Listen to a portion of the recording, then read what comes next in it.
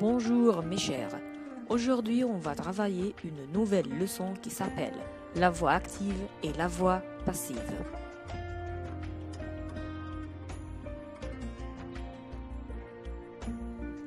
Dans une phrase à la voix active, le sujet fait l'action.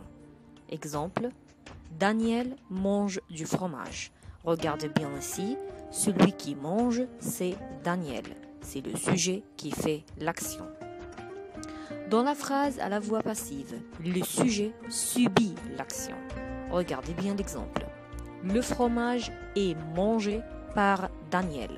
Le fromage ici a subi l'action. Il était mangé par Daniel. C'est Daniel qui a fait l'action. Comment on fait les transformations de la voix active à la voix passive? Regardez bien et lisez bien. Et faites attention, on a toujours une sorte de ciseau. Regardez bien les flèches. À la voix active, regardez l'exemple. Les spectateurs applaudissent le chanteur. Les spectateurs, ici c'est un sujet. Applaudissent, c'est un verbe au présent. Le chanteur, c'est le COD. Regardez la même phrase quand on va faire la transformation à la voix passive. Le chanteur est applaudi par les spectateurs. Le chanteur qui était un COD, il est devenu le sujet. Et les spectateurs qui étaient le sujet, il est devenu un complément d'agent. Un complément d'agent qui est précédé par le mot par.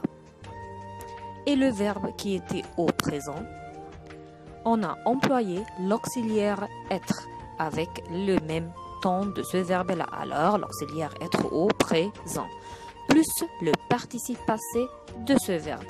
Alors, on avait le verbe applaudissent, l'infinitif c'est applaudir, alors le participe passé c'est applaudi. Alors, la phrase est le chanteur est applaudi par les spectateurs. Relisez bien les exemples et essayez de comprendre.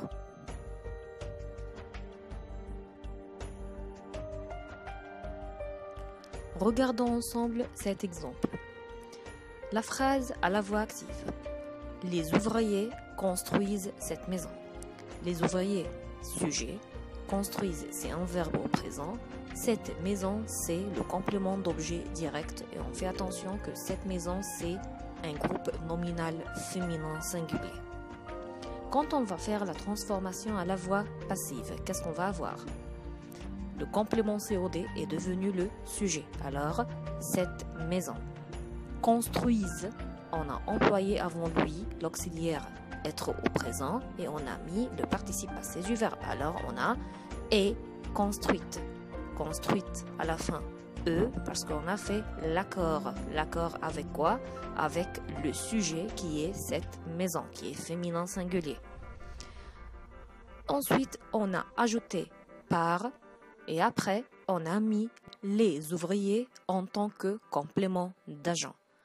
Alors, la phrase est devenue cette maison est construite par les ouvriers. Regardez bien l'exemple et faites attention au changement.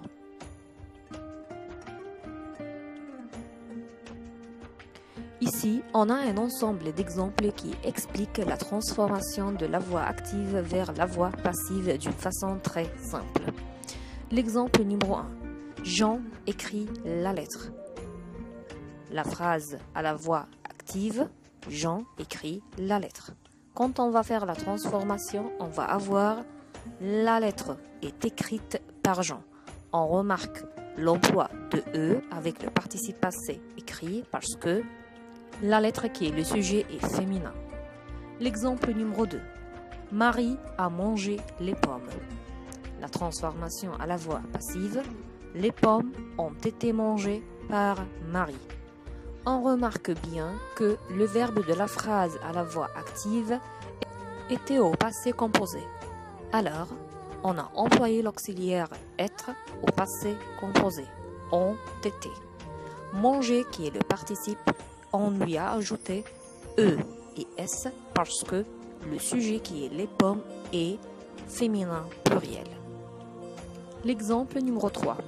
Les filles achetaient les jupes. Les jupes étaient achetées par les filles.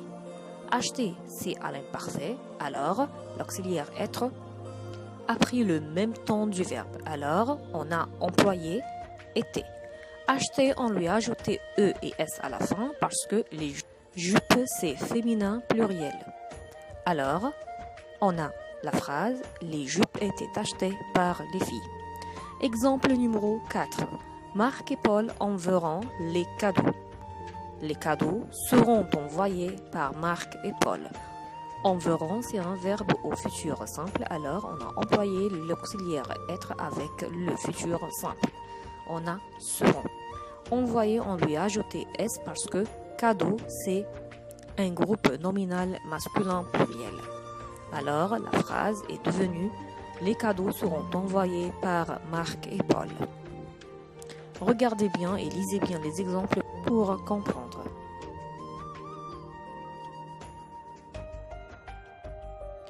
Dans cette partie, on a un tableau qui explique les changements du temps du verbe. On a dans la première colonne temps de l'indicatif.